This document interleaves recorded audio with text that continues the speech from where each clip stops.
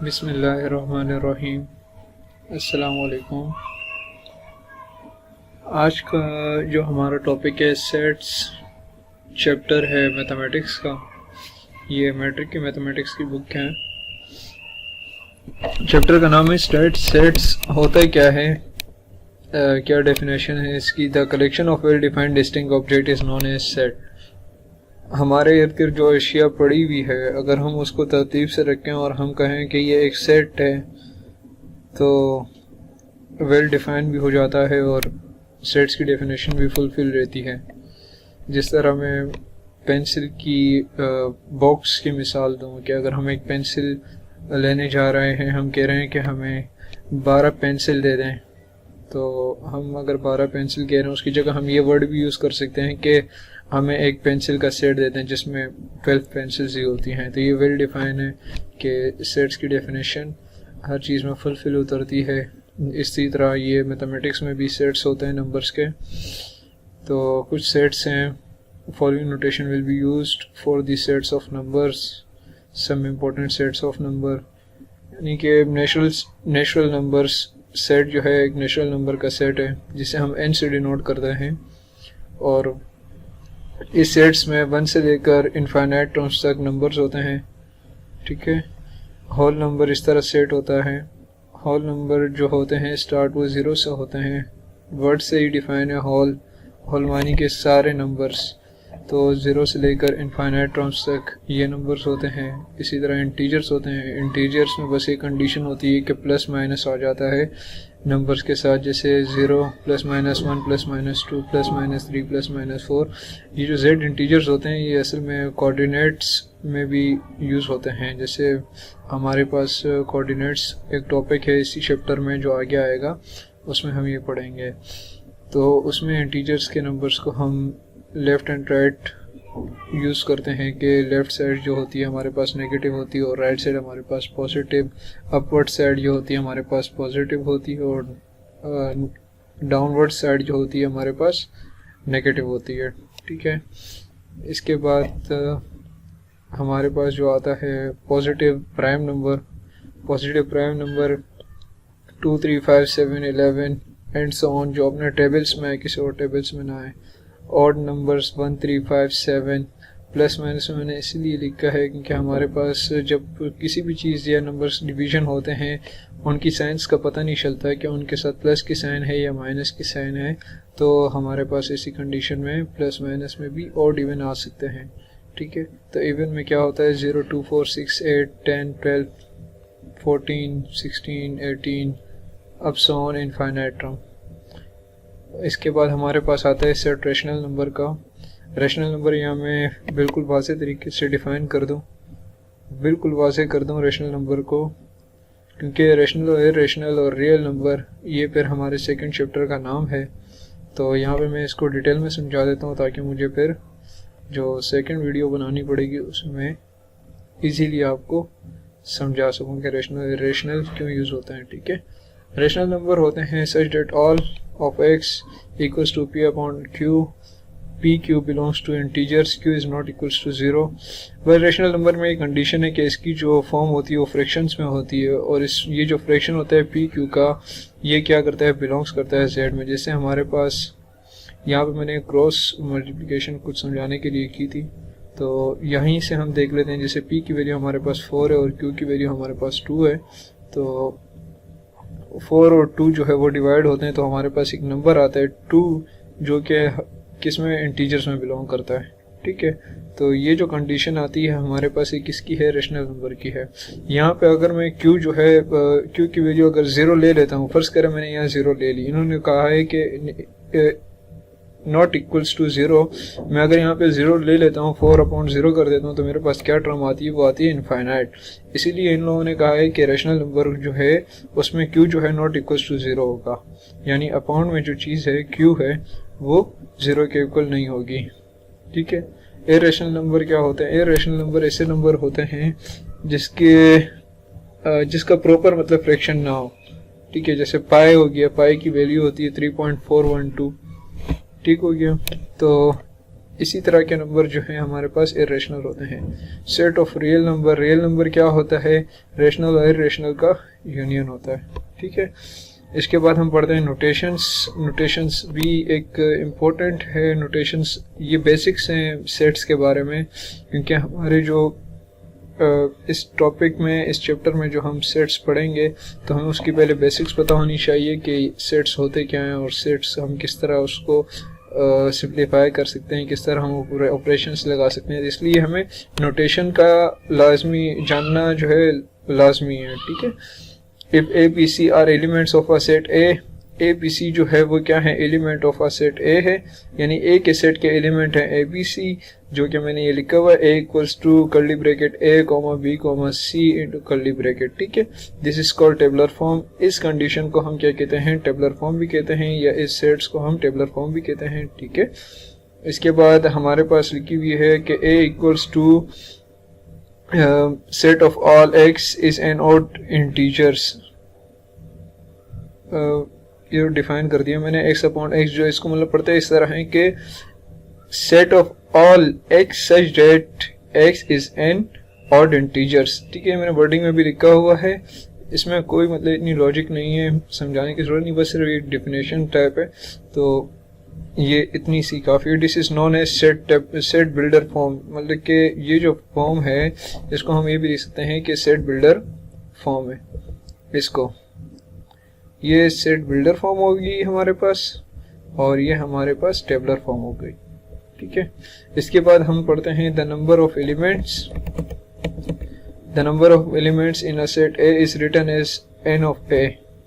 ये जो वर्ड लिखा हुआ है एन ऑफ ए, ये हमारे पास एन जो है, एन सिर्फ एन को देखें, एन जो है हमारे पास क्या होता है, एलिमेंट्स होते हैं जो सेट्स के अंदर लिखे हों, ठीक है। और ये जो ए लिखा हुआ है ये वो सेट होगा, यानी अगर हमारे पास गिवन है बी, फर्ज कर लें कि ए की जगह हमारे पास गिवन है बी, और बी के जो एलिमेंट्स हैं वो क्या होते हैं 1 2 4, ठीक है। ये एलिमेंट्स है हमारे पास बी के। तो मैं कहता हूं कि इस एन ऑफ बी, अभी देखो ये एन ऑफ बी हो जाएगा, ठीक है। ये सेट जो है वो क्या होगा, एन ऑफ बी होगा, और मैं कहता हूँ कि एन ऑफ बी कितना है मेरे पास, एन ऑफ बी कितना है, तो 1 2 4, यानी कि 1 2 3 तीन एलिमेंट्स है, तो मैं यहाँ पे 3 लिख दूंगा, ठीक है। ये बेसिक्स हैं, सिर्फ ये समझना बहुत ज़रूरी है, क्योंकि सारी जो सेट्स है इन्हीं पे बेस कर रही है, तो ये चीज़ें लाजमी समझें, ये एमसीक्यूज़ वगैरह में भी पूरी जा सकती है। Null set of empty set, null set क्या होता है और एम्प्टी सेट क्या होता है। A set with no element is called the null set और the empty set is set. This is usually denoted by null and empty, ठीक। तो हमारे पास जब कोई सेट, आगे ये नल सेट जो है इसको अभी मैं यहाँ पे मैं नहीं समझाता हूँ, क्योंकि ये आगे जो है किसी सवाल में हम इसको यूज़ करेंगे तो आपको क्लियर हो जाएगा कि null set of empty set में हम क्या क्या, मतलब कि कब हमें ये सिंबल यूज़ करना है और कब हमें ये सिंबल यूज़ करना है। तो हम इसको आगे करते हैं, आगे क्वेश्चंस में करते हैं। नीचे पूरी वीडियो है इस बारे में कि सेट्स होते क्या हैं, इनकी पूरी एग्जांपल्स है, तो हम नीचे इसको सिंप्लीफाई करते हैं कि कैसे होगा। इसके बाद हमारा जो है फाइनाइट सेट है। फाइनाइट सेट में क्या है, a set which is called finite it consist of a specific and finite number of elements. जैसे कि दो सेट्स आप देख रहे हैं कि 1 2 3 4, ये हमारे पास क्या हैं, फाइनाइट हैं। क्यों फाइनाइट है भाई, क्योंकि इसका हमें लास्ट डिजिट पता है कि ये क्या है, 4 तक है नंबर्स, इसमें इसके आगे मजीद नंबर्स नहीं है, तो ये क्या है, फाइनाइट सेट है, ठीक है। और ये भी देख लें हम कि A B C D E, अब ई पे आके ये रुक गया, ब्रैकेट क्लोज कर दिया इन्होंने, तो ये हमारे पास जो है क्या है, फाइनाइट टर्म्स है, ठीक है। तो ये फाइनाइट की डेफिनेशन हो गई। अब इनफाइनाइट इसका जो उलट है इनफाइनाइट, हम इनफाइनाइट को किस तरह रीड करते हैं कि 1 2 3 4 and up so on, dot dot dot dot dot dot dot, कब तक हैं ये मुझे पता नहीं, तो इसलिए मैं इस सेट को किससे डिनोट करता हूँ, इनफाइनाइट टर्म से, ठीक है। नीचे इसकी डेफिनेशन लिखी है, तो नीचे डेफिनेशन आप इसकी पढ़ लें। A set is not finite is called an infinite set. ठीक है, 135 एंड सो ऑन लिखा हुआ है, डॉट डॉट डॉट लिखे हुए हैं, तो यानी कि इनफाइनाइट सेट है। इक्वल सेट इस तरह कि दो सेट जो हैं अगर उसमें सेम एलिमेंट्स हैं, यानी कि एक सेट जो है वो ए बी सी डी का है और दूसरा सेट भी ए बी सी डी का है, ए के सेट में भी 4 एलिमेंट्स हैं, बी के सेट में भी 4 एलिमेंट्स हैं, तो ये सेट्स क्या होंगे, इक्वल होंगे, अदरवाइज नॉट इक्वल होंगे। अगर 1 2 3 4 का एक सेट है और एक जो है ए बी सी डी का है और मैं कहता हूँ कि ये इक्वल सेट है, तो मैं ये बात गलत कह रहा हूँ, क्योंकि ये नॉट इक्वल हैं। एक जगह अल्फ़ाबेटिक टर्म्स लिखी हुई हैं, एक जगह न्यूमेरिकल टर्म लिखी हुई है, न्यूमेरिक लिखी हुई है, तो ये फिर रॉन्ग है बात। ठीक है, तो इक्वल और नॉट इक्वल में ये डिफरेंस है। इक्वलेंस में क्या होता है, इक्वलेंस में ये इक्वलेंस, यहाँ एक इक्वलेंस का सेट, शायद वो कंडीशन इसमें नहीं लिखी हुई, लेकिन बट इक्वलेंस नीचे शायद है, मैंने लिखा है इक्विवेलेंस के बारे में भी। तो इक्विवेलेंस चलें बाद में पढ़ लेते हैं, इसके बाद आते हैं हम अपने टॉपिक पे, ऑपरेशन ऑन टू सेट्स।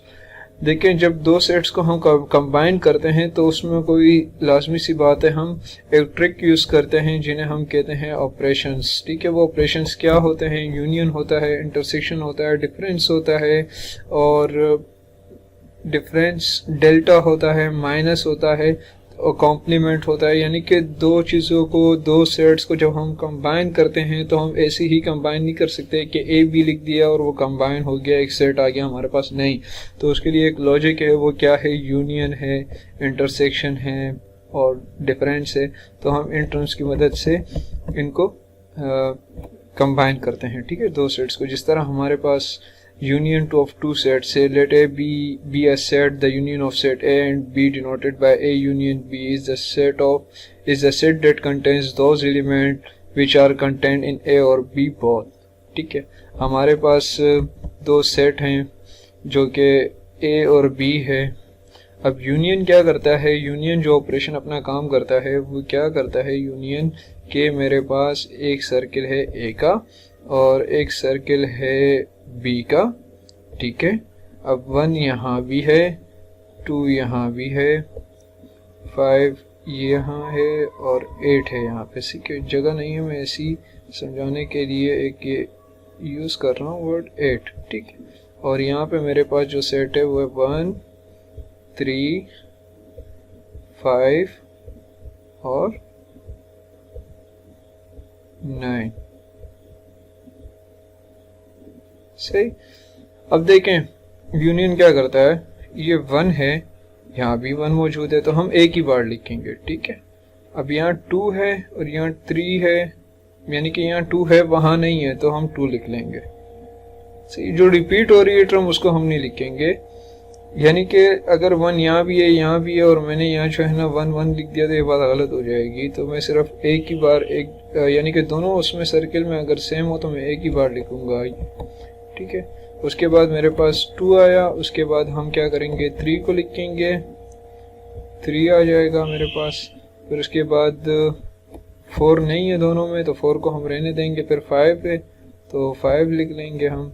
ठीक है, और फिर उसके बाद हमारे पास 8 है तो 8 यूज़ कर लेंगे। 8 के बाद क्या आएगा, 9, तो 9 जो मिसिंग नंबर हैं उसको रहने देंगे, बाकी जो सीरीज़ हमारी सेम बन रही होगी हम उसे लिख लेंगे। सही है, तो ये हमारे पास एक सेट आ गया। देखो, ये डेफिनेशन पूरी उतर गई कि two sets can be combined in many different ways. तो डिफरेंट की जगह हमने क्या यूज़ कर लिया, यूनियन को। सही, जो कि यू का सिंबल होता है, यू से डिनोट होता है यूनियन। ठीक है, तो यूनियन से हमने एक सेट को, दो सेट्स को कंबाइन करके एक सेट बनाया जिसको हमने क्या कह दिया, यूनियन ए यूनियन बी। ठीक हो गया। इसके बाद हमने इंटरसेक्शन निकालना है। इंटरसेक्शन क्या होता है, इंटरसेक्शन में भी यही काम करना होता है, बस उसमें थोड़ी सी ट्विस्ट है। क्या कि इंटरसेक्शन में हमारे पास एक सर्किल ये बना लेता हूँ, एक सर्किल ये बना लेता हूँ मैं, और मैं कहता हूँ कि पहला जो सर्किल है उसमें है 1, यहाँ ABC है, तो चलो ABC करके बना देता हूँ मैं। तो A B C और D। ठीक है, और यहाँ पे क्या है B D A F, B D E और एफ, ठीक हो गया एफ। अब देखें ये सेट्स क्या कहते हैं, ये सेट्स कहते हैं कि जो इसमें ए में है वो बी में है वही लिखें सिर्फ, यानी कि जो सेम है दोनों उसमें सेट्स में वही लिखें। अब ए यहाँ मौजूद है, ए यहाँ नहीं है तो हम नहीं लिखेंगे, बी यहाँ है, बी यहाँ है तो बी को हम ले लेंगे, ठीक है। सी यहाँ मौजूद है, यहाँ नहीं है तो छोड़ देंगे, डी यहाँ मौजूद है और डी यहाँ भी है तो ये डी लिख लेंगे, सही है। तो हमारे पास जो एक नया सेट बना है इन दो में से निकल के, ए इंटरसेक्शन में से निकल के, वो क्या बना, बी डी बना, ठीक है। तो ये हमारे पास क्या कहलाएगा, ए इंटरसेक्शन बी, यानी कि एक ए इंटरसेक्शन बी का नया सेट आया जिसमें कितने नंबर्स हैं, सिर्फ कितने एलिमेंट्स हैं, 2 एलिमेंट्स हैं, ठीक है। तो ये बात भी हमने क्लियर कर दी कि इंटरसेक्शन में हम क्या करते हैं, जो दोनों सेट्स में से सेम नंबर हैं सिर्फ उसी को लेते हैं हम। अब डिफरेंस पे आते हैं। डिफरेंस में हम क्या करते हैं, डिफरेंस जो ऑपरेशन यूज होता है डिफरेंस में हम ये करते हैं कि अगर ए का सेट है उसको बी में से माइनस कर देते हैं। डिफरेंस नाम से भी जाहिर हो रहा है कि दो चीज़ों का डिफरेंस। अगर मैं कहूँ कि एक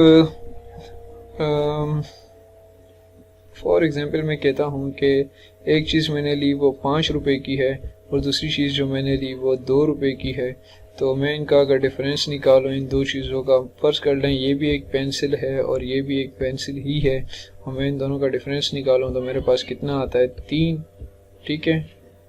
अब समझें कि ये 5 जो है ये एक सेट ये रहा 5 का, और ये जो है दूसरा सेट जो है 2 का है, और मैंने जब इन दो सेट्स का डिफरेंस निकाला तो मेरे पास एक नया सेट आया जो सिर्फ एक ही सेट है, ठीक है। डिफरेंस निकालने के बाद मेरे पास एक ही सेट से आया, तो ये चीज़ हम करते हैं डिफरेंस में। चलें अब इसको न्यूमेरिक और उसमें अपने सेट्स जो हमारे पास गिवन है उसमें सॉल्व करते हैं कि ए जो है हमारे पास 1 2 3 4 5 का सेट है, बी जो है वो 2 4 6 8 का सेट है। बस डिफरेंस में याद रखिएगा जिसको हम माइनस करवा रहे हैं, यानी ए को माइनस करवा रहे हैं बी से, तो सिर्फ जब माइनस होंगे ना तो उसमें ए के ही सेट के नंबर आएंगे। ये कंडीशन सिर्फ डिफरेंस में है, ठीक है, डिफरेंस और माइनस में। डेल्टा वगैरह में फिर बाद में हम पढ़ेंगे कि डेल्टा में क्या होता है। डिफरेंस का अभी देख लेते हैं कि ए को हम माइनस करवा रहे हैं बी से, जब बी को ए से माइनस करवाएंगे तब ये सेट लिखेंगे, इस सेट्स में जो बचेंगे नंबर वो लिखेंगे। लेकिन फ़िलहाल तो हमारे पास बात हुई है ए माइनस बी की, तो हम ए माइनस बी को देख लेते हैं कि ए माइनस बी को किस तरह करते हैं। देखें अब 2 यहाँ भी है, यहाँ भी कैंसिल आउट कर देंगे, 4 यहाँ है, यहाँ भी है, कैंसिल कर देंगे। अब रिमेनिंग जो टर्म बची है ना वो हम इसकी लिखेंगे ए सेट्स की, जैसे 1 3 5, देखें 1 3 5 लिखा हुआ है, तो हमारे पास ए माइनस बी यहाँ से क्लियर हो गया। अब अगर हमें वो सवाल में कहता है कि बी माइनस ए करें, यानी कि बी का डिफरेंस निकालें ए से, तो हम क्या करेंगे, बी का सेट लिखेंगे, फिर ए का सेट लिखेंगे, फिर पहले बी का सेट आएगा, फिर ए का सेट आएगा, फिर 2 और 4 जब 2 कैंसिल हो जाएंगे, 4 कैंसिल हो जाएंगे, बाकी जो रिमेनिंग टर्म होगी वो 6 8 होगी, ठीक है। तो 6 8 जो है वो हम लिखेंगे बस।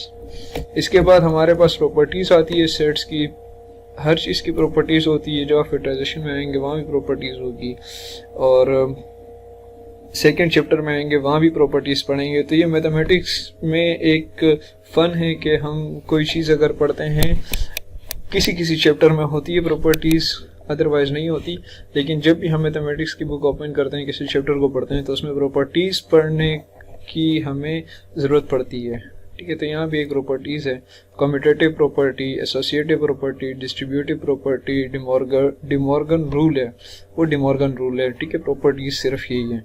तो कम्यूटेटिव प्रॉपर्टी में हम क्या पढ़ते हैं, यूनियन और इंटरसेक्शन। कम्यूटेटिव प्रॉपर्टी का इसमें प्रॉपर्टीज में क्या होता है कि प्रूफ करना होता है कि अगर ये चीज़ एक है तो ये भी एक ही होनी चाहिए, ठीक है। यानी कि अगर ये एक है तो ये भी एक ही होना चाहिए, ये दो नहीं हो सकता, सही। अगर एक इक्वल्स टू, मैं कहता हूँ कि 1/2 जो है वो इक्वल है किसके, 0.5 के, तो बात एक ही, बस लिखने का तरीका अलग अलग है। 1/2 ये भी है और 1/2 ये भी है। ये सिंप्लीफाइड टर्म्स है, ये फ्रैक्शन टर्म्स हैं। तो बात करने का तरीका अलग हो सकता है, लेकिन ये है कि प्रूफ सेम ही होता है। तो चले हम स्टार्ट करते हैं कम्यूटेटिव प्रॉपर्टी को। कम्यूटेटिव प्रॉपर्टी ऑफ यूनियन क्या कहती है? For any two set A and B, दो सेट्स हैं हमारे पास, उसका आप यूनियन लें और बी यूनियन ए कर लें, यानी कि पहले ए यूनियन बी करें फिर उसके बाद बी यूनियन ए करें, दोनों का आंसर देखें, अगर सेम आ रहा है तो ये क्या कर जाएगी? प्रूव हो जाएगी। ठीक है, तो ए यूनियन बी में कहता हूँ कि मेरी लेफ्ट हैंड साइड है, ए को मैं पहले लेट कर लेता हूँ कि ए का जो सेट होगा वो सिर्फ ए है और बी का जो सेट है वो क्या है? स्मॉल ए स्मॉल बी है। देन हम ए यूनियन बी करते हैं। ए यूनियन बी अभी ऊपर पढ़ते हुए आ रहे हैं कि ए अगर यहाँ भी है यहाँ भी है तो ए की बार लिखेंगे, उसके बाद नेक्स्ट टर्म जो होगी वो लिखेंगे। तो देखें ए बी मैंने लिखा है, ठीक है। फिर जब B union A right hand side पे चलते हैं, ये लेफ्ट हैंड साइड और वो राइट नीचे वाली जो है वो राइट हैंड साइड है, ठीक है। लेफ्ट हैंड साइड ये बचपन में पढ़ते भी आ रहे हैं कि left hand side right hand side, छोटी क्लासेस में पढ़ाते हैं, 4, 5, 6 में भी पढ़ाते हैं। Left hand side right hand side का आपका जो सीधा हाथ है वो राइट हैंड साइड है और जो उल्टा हाथ है वो लेफ्ट हैंड साइड है, ठीक है। ए यूनियन बी हमने कर लिया तो ए बी आया, और बी यूनियन ए जब करेंगे देखें ए पहले लिखेंगे हम, अल्फाबेटिक है तो सीरीज में चलते हुए आ रहे हैं। ए पहले लिख लिया हमने, बी बाद में लिख लिया। अब देखें कि ए कोमा बी और ए कोमा बी यानी कि दोनों सेट जो हैं वो मैच कर गए, तो ये क्या आया हमारे पास? कम्यूटेटिव प्रॉपर्टी प्रूव हो गई कि ए यूनियन बी किसके इक्वल होती है? बी यूनियन ए के। सही। इसके बाद हम पढ़ते हैं commutative property of intersection. Intersection में क्या होता है? वही बात की इन्होंने कि पहले ए को इंटरसेक्शन करवाएं बी से, फिर बी को इंटरसेक्शन करवाएं ए से। तो चलें कर लेते हैं कि इसको ए को जब बी से इंटरसेक्शन करवाएंगे, देखें दोनों में जो चीज़ सेम है वही लिखते हैं हम इंटरसेक्शन में। ए यहाँ भी है यहाँ भी है तो हमने ए यहाँ लिख लिया, ठीक है। फिर जब बी इंटरसेक्शन ए करवाएंगे, पहले ये देख लें बी के सेट को, अगर ए यहाँ भी है और ए यहाँ भी है हम ए लिखेंगे, दोनों सेट सेम हो गए तो हमारे पास ये क्या हो गई? Commutative property of intersection B proof कर गई कि ए इंटरसेक्शन बी और बी इंटरसेक्शन इक्वल हो गए। अगर मैं लिखूं कि ए यूनियन बी और इक्वल है बी इंटरसेक्शन ए के, तो ये कभी प्रूफ नहीं होगी क्योंकि ये प्रॉपर्टी अलग अलग हो गई, ठीक है। ये प्रॉपर्टी अलग अलग हो गई कि A union B B intersection है। देखो एक जगह आप ए यूनियन बी कर रहे हो, यूनियन कर रहे हो, यानी कि जो सेम है और जो अनसेम है उसको आप सीरीज में लिख रहे हो, और एक जगह आप सिर्फ सेम निकाल रहे हो, यानी कि इसका आंसर आएगा ए कोमा बी, ठीक है, और इसका आंसर जो है वो आएगा ए। तो आप कह सकते हो कि ये क्या है? नॉट इक्वल है।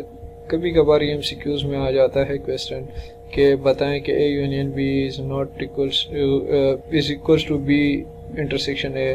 फिर आपको ऑप्शंस में दिए होते हैं इक्वल, नॉट इक्वल, ठीक है, नल सेट और एम्प्टी सेट, कुछ इस तरह लिखा होगा।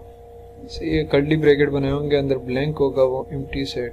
तो आप बच्चे कभी कभार कह देते हैं एम्प्टी सेट, कोई कहता है नॉट इक्वल, कोई कहता है इक्वल। तो करेक्ट आंसर जो है इसका क्या है? इक्वल है। तो ये एमसीक्यूज के लिहाज से ही पूछ सकते हैं, बाकी तो क्वेश्चंस में कभी कभार ही आते हैं, 1-2 बार ही आए होंगे। इस तरह एसोसिएटिव प्रॉपर्टीज है। एसोसिएटिव प्रॉपर्टी में क्या होगा कि 3 हमारे पास सेट्स होंगे, एक होगा ए बी सी, या फिर ये भी दे सकते हैं वो कि ई जी एफ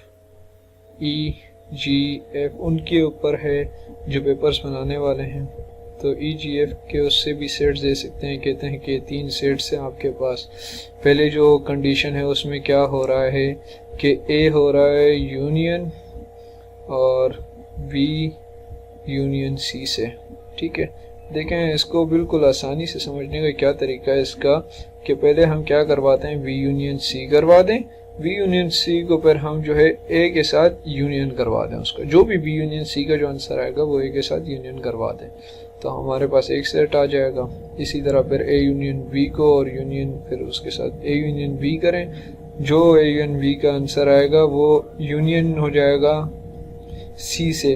तो हमारे पास एक सेट ये आ जाएगा और एक सेट ये आ जाएगा, दोनों के आंसर मैच कर लीजिएगा। अगर मैच हो गए तो ये बात प्रूव हो जाएगी, अगर नहीं मैच हुए तो आप लिख लें नॉट इक्वल्स, ठीक है।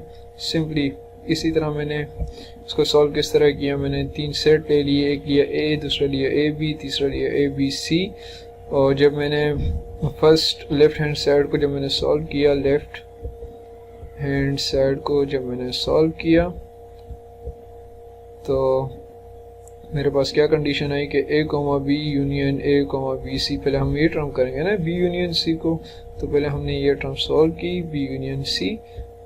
जब हमने ये सॉल्व की तो हमारे पास क्या आया ए बी सी, और फिर उसको हमने ए के साथ यूनियन करवा दिया। तो ए के साथ जब ये यूनियन होगा तो मेरे पास आंसर क्या आएगा ए बी सी, ठीक है। इसी तरह ए यूनियन बी और यूनियन सी। अब पहले हम इस टर्म को सॉल्व करेंगे, उसके बाद जो आंसर आएगा उसको सी से यूनियन करवा देंगे। तो यूनियन बी को जब हम सॉल्व करेंगे तो ए कोमा बी आएगा, सिर्फ यहाँ से ऊपर ये हमने सॉल्व भी किया हुआ है यूनियन बी, तो ए कोमा बी आया। और जब इसका आंसर आ गया, इसको हम किससे यूनियन करवाएंगे, इससे, ठीक है, ए बी सी से। ये सी का सेट है, तो हम जब यूनियन करवाएंगे तो हमारे पास इसका आंसर भी क्या है ए कोमा बी कोमा सी।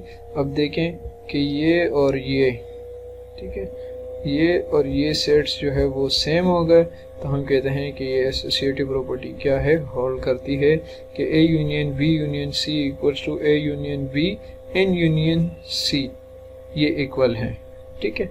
इसी तरह इंटरसेक्शन का इसका तो वो है एसोसिएटिव प्रॉपर्टी ऑफ इंटरसेक्शन, ये भी इसी तरह। ये बस यहाँ इंटरसेक्शन करने तरीक़ेकार वही है कि पहले ब्रैकेट्स को सॉल्व करेंगे, क्योंकि हम ऑक्सफोर्ड और कैम्ब्रिज की बुकों में पढ़ते हुए आ रहे हैं कि डिमास रूल या B DMAS rule, bracket D division multiplication, फिर उसके बाद एडिशन और वो क्या कहते हैं माइनस, ठीक है। तो डिमास रूल में ये होता है डिवीजन मल्टीप्लिकेशन एडिशन और सब्ट्रैक्शन, एस सब्ट्रैक्शन के यूज़ होता है, माइनस के दिया मैंने। तो ये चीज़ें हैं। तो इसको पहले हम ब्रैकेट्स को सॉल्व करेंगे, जो ब्रैकेट्स का आंसर आएगा उसको हम फिर सिंगल टर्म से इंटरसेक्शन करवा देंगे। यहाँ बाद में ए के साथ इंटरसेक्ट होगा, यहाँ बाद में सी के साथ इंटरसेक्ट होगा, जो भी इनका आंसर आएगा, ठीक है, आप कर लीजिएगा इससे। इसके बाद हमारा जो टॉपिक है डिस्ट्रीब्यूटिव प्रॉपर्टी। डिस्ट्रीब्यूटिव प्रॉपर्टी में क्या होता है कि एक साइड पे यूनियन इंटरसेक्शन है, दूसरी साइड पे भी यूनियन इंटरसेक्शन। अब तक जो हमने सवाल किए थे उसमें क्या क्या था कि अगर यूनियन लिखा है तो यूनियन होगा, अगर इंटरसेक्शन लिखा है तो इंटरसेक्शन होगा। लेकिन यहाँ पे क्या टर्म आ गया, distributive property of union over intersection, यानी कि एक साइड पे क्या होगा, यूनियन होगा बाद में और इंटरसेक्शन होगा पहले, और दूसरी साइड पे क्या होगा, यूनियन होगा पहले और इंटरसेक्शन होगा बाद में। तो ये कुछ कंडीशन है, इसको देख लें आप। A union B intersection C, A union B intersection A union C, यानी कि पहले ब्रैकेट को हम सॉल्व करेंगे, वही DMAS rule B DMAS rule use करेंगे। हम पहले ब्रैकेट्स को सॉल्व करते हैं, ब्रैकेट्स का जो भी आंसर आएगा उसके बाद हम उसको उसके नेक्स्ट मेथड से हम उसको सॉल्व करेंगे, ठीक है। अब देखें लेफ्ट हैंड साइड हम लेते हैं A union B intersection C. पहले बी इंटरसेक्शन सी कर लेते हैं हम। जब हम इन दोनों का इंटरसेक्शन करवाएंगे बी और सी का, जो चीज़ें सेम होगी हम सिर्फ वही लिखेंगे, ए कोमा बी हमने लिख लिया, ठीक है। A intersection B intersection C ये आया। अब हम इस सेट्स को क्या करते हैं, ए के सेट से हम यूनियन करवा देते हैं। जब हम यूनियन करवाएंगे तो आपको तो पता है यूनियन का मेथड, एक कोमा एक ए यहाँ भी है यहाँ भी है, तो ये लिख लिया ए हमने, एक ही वर्ड लिख के स्किप कर दें इस वाले ए को, ठीक है, और बी जो है वही ये लिख लें, ठीक है। तो हमारे पास ए कोमा बी आया एक टर्म, और एक आई राइट हैंड साइड में क्या आएगा, पहले हम ए यूनियन बी को सॉल्व करेंगे, फिर ए यूनियन सी को, उसके बाद हमारे पास इंटरसेक्शन हो जाएगा, जो सेम होगी टर्म वही लिखेंगे, ठीक है। तो ए यूनियन बी को देख लेते हैं। ए यूनियन बी में क्या होगा, ए कोमा बी, ये आ गया ए कोमा बी, ठीक है। ए यूनियन सी में क्या होगा, ए और यूनियन सी, ठीक है, ए बी और सी, ये रहा ए बी सी, ठीक है। अब इन दोनों का जब इंटरसेक्शन करवाएंगे तो हमारे पास क्या टर्म्स बचेगी, ए कोमा बी। क्यों, ए कोमा बी यहाँ भी है, ए कोमा बी यहाँ भी है, सी यहाँ मौजूद नहीं है, यहाँ सी मौजूद नहीं है, तो हम सी नहीं लिखेंगे, सिर्फ ए कोमा बी लिखेंगे, ठीक हो गया। इसके बाद हमारे पास आती है distributive property of intersection over union. देखें, अब जहाँ इंटरसेक्शन हो रहा था वहाँ यूनियन हो जाएगा, जहाँ यूनियन होना था वहाँ इंटरसेक्शन हो जाएगा। ठीक, ये भी इसी तरह ही होगा। बस मेथड आप याद रखिएगा कि पहले ब्रैकेट सॉल्व करेंगे, उसके बाद हम नेक्स्ट राउंड जो मेथड होगा उसको वो सॉल्व करेंगे। अब आते हैं हम इक्वल सेट्स, हमने पढ़ लिया था। देखें इक्वल सेट्स हम यहाँ पढ़ लेते हैं। पढ़ना ही है हमें तो ऊपर नीचे क्या बात, बस पढ़ लेते हैं कि इक्विवेलेंट सेट होता है क्या। टू सेट्स होते हैं, ए एंड बी के दो सेट्स होते हैं, उसके इक्विवेलेंट होते हैं एलिमेंट्स, सब कुछ सेम होता है। नंबर्स होते हैं एलिमेंट्स के, same numbers of elements in N A, जितनी एन की तादाद एन ऑफ ए यानी कि ए के जितने एलिमेंट्स होंगे उतने ही बी के होंगे, तो वो इक्वल होगा। फर्ज कर लें कि मैं यहाँ करता हूँ ए बी और सी, ठीक है, और मैं एक सेट लिख लेता हूँ 1 2 3, ठीक है, ए बी सी 1 2 3, ठीक है। ये अब इक्विवेलेंस है नहीं है, ये आप लोगों पे मैं छोड़ता हूँ, लेकिन मैं एक चीज़ समझा देता हूँ कि अगर नंबर्स एक सेट में है तो दूसरे सेट में भी नंबर होने चाहिए। अगर एक सेट में अल्फ़ाबेटिक है तो दूसरे में भी अल्फ़ाबेटिक। तो इक्विवेलेंस का मतलब क्या होता है, मतलब मैं समझा रहा हूँ, सेट्स को आप छोड़ दें जो भी मैंने लिखे हैं ए बी सी 1 2 3।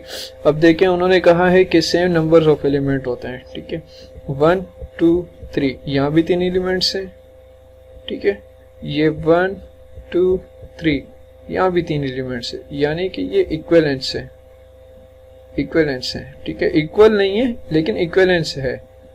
इक्वल नहीं है ना, ए बी सी और 1 2 3 डिफरेंट है, यहाँ अल्फ़ाबेटिक है या न्यूमेरिक्स है, तो है तो डिफरेंट, है तो नॉट इक्वल, लेकिन है इक्विवेलेंस, यानी कि यहाँ भी 3 एलिमेंट्स है, यहाँ भी 3 एलिमेंट्स है, ठीक है। तो ये इक्विवेलेंस का सेट कुछ इस तरह होता है। और सब सेट क्या होता है कि यानी कि मैं सब सेट को इजीली समझाने की कोशिश करता हूँ, इंशाल्लाह आप लोगों को समझ भी आएगा कि एक ए का सेट है, ठीक है, वो क्या है 1 2, सही, 1 2, ये मेरे पास ए का सेट हो गया। अब मैं कहता हूँ जो बी का सेट है वो क्या है, ये रहा 1 2 3 4, मैं इसको बी का सेट मान लेता हूँ कि 1 2 3 4 बी का सेट है और ए जो है वो 1 2 का सेट है। मैं कहता हूँ कि बी से जो है ये ए का सेट निकला, उसने एक अपना सेट बना लिया, क्या 1 2, ठीक हो गई बात। देखें अब 1 2 यहाँ है, मैं कहता हूँ कि बी जो है वो ए जो है वो बी का सबसेट है, ए जो है वो बी का सबसेट है, यानी कि ए के जो नंबर हैं वो बी में भी मौजूद है, लेकिन जो बी के नंबर्स हैं वो ए में मौजूद नहीं है। देख लें 1 2 3 4 और 1 2, यानी कि सेम नहीं कह रही बात, सेम नहीं हो रही। मैं ये कह सकता हूँ कि बी का जो सेट है उसका सब सेट जो है वो क्या है, ए है, जिसमें नंबर्स कितने हैं 1 2, वो ये रहे। लेकिन मैं ये नहीं कह सकता कि जो बी जो है वो सब सेट है ए का। बी कैसे सब सेट हो सकता है जबकि ए के खुद के नंबर 1 2 पे बेस कर रहे हैं, उसमें सिर्फ 2 एलिमेंट्स हैं या 4 एलिमेंट्स हैं, तो ये बी जो है सबसेट नहीं हो सकता, लेकिन ए सबसेट हो सकता है बी का। ठीक हो गई कंडीशन। तो इसमें भी कुछ ऐसी बातें लिखी हुई हैं कि ए जो है वो A is also on elements of B, यानी कि बी के कुछ एलिमेंट्स ए में मौजूद होंगे, ठीक है। प्रॉपर सबसेट जो ए में है वो बी में, यानी कि वही कंडीशन आ गई सबसेट्स की, बस यहाँ पे प्रॉपर हो जाएगा। सरा इम्प्रॉपर है, each set A is an improper subset of itself, यानी कि अगर एक ही सेट बना हुआ है ए का, अगर ए का एक सेट बना हुआ है 1 2 3 4 5 6 और मैं कहता हूँ ये खुद में एक अपने में ही एक सबसेट है, तो ये क्या होगा, इम्प्रॉपर सबसेट होगा, ठीक है। 1 2 3 4 मैं कहता हूँ कि ए खुद एक सबसेट है, तो ये बात गलत हो जाएगी। ये ए जो है वो खुद का सबसेट नहीं हो सकता, क्योंकि देखें अब सबसेट के लिए तो होने ये लाजमी है कि ए के साथ कोई नंबर्स हो, यानी जिस तरह के एक से अब कोई एक सेट बने बी, ठीक है, तो अब जो बी है वो सबसेट होगा, यानी छोटा इसी से निकला हो, जैसे सब ग्रुप हम कहते हैं, वो किससे निकला, ग्रुप से निकला। तो ये सब सेट है, तो इसके लिए भी यही चीज़ है कि सब है, ये सेट का सब सेट है, छोटा सेट। तो यहाँ तक बात समझ आ गई होगी। इसके बाद हम पावर की तरफ चलते हैं।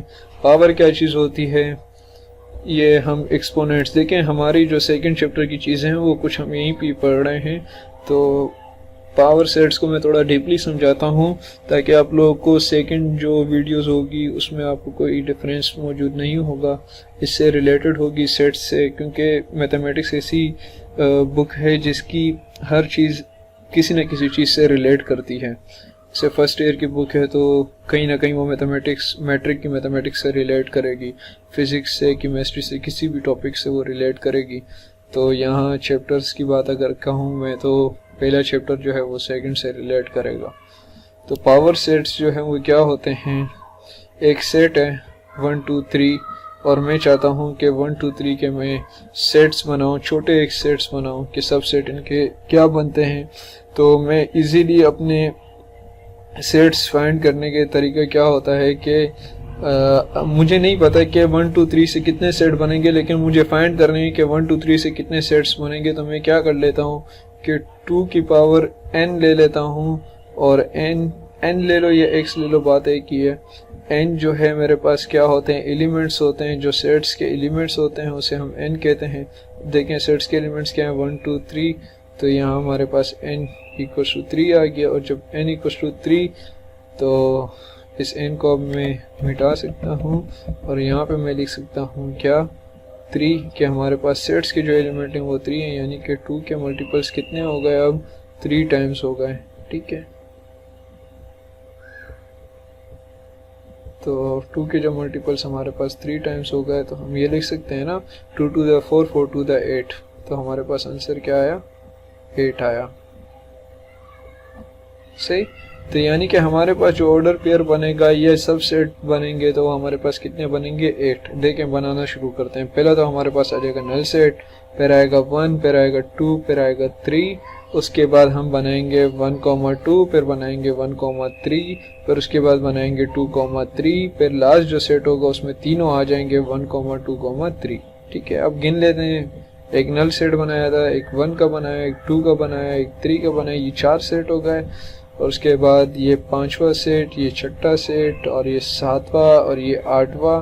तो हमारे पास कितने लिखे थे यहाँ पे हमने, 8। तो अब समझ आ गया होगा कि हमने 8 क्यों लिखा है। 8 इसलिए लिखा है ताकि हमें पता चल जाए कि हमारे आने वाली जो सब सेट्स हैं उनकी तादाद कितनी होगी, 8 होगी। ठीक हो गया। तो ये हमारे पास पावर सेट्स हैं। इस पावर सेट्स को अगर मैं देखूं, अब देखें ये 2 की पावर 3 लिखी है ना, इस 2 की पावर 3 को हम इजीली ये भी कह सकते हैं कि 2 एक्सपोनेंट 3। जो 3 होता है ना, ये एक्सपोनेंट होता है।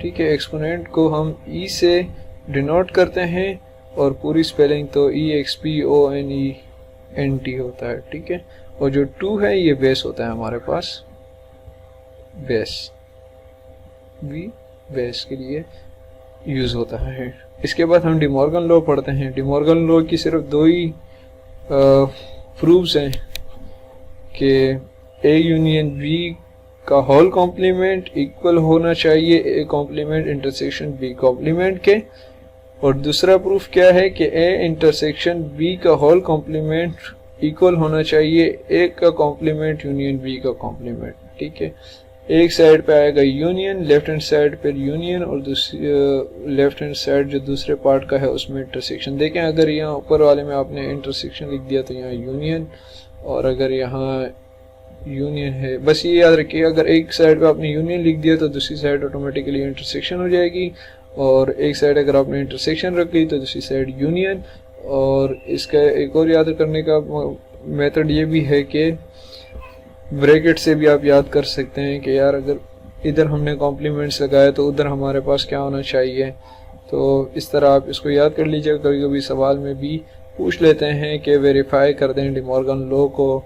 एक मेथड आपको लिख के दे देंगे, अगर उन्होंने कह दिया कि दोनों मेथड आपने सॉल्व करने तो आपने दोनों मेथड याद रखने हैं कि डिमॉर्गन लॉ होता क्या है। डिमॉर्गन लॉ के 2 मेथड्स होते हैं, एक ये और एक ये। इक्वेशंस बना के याद कर लें, कुछ भी करके बस इनको ज़हन में बिठा लें।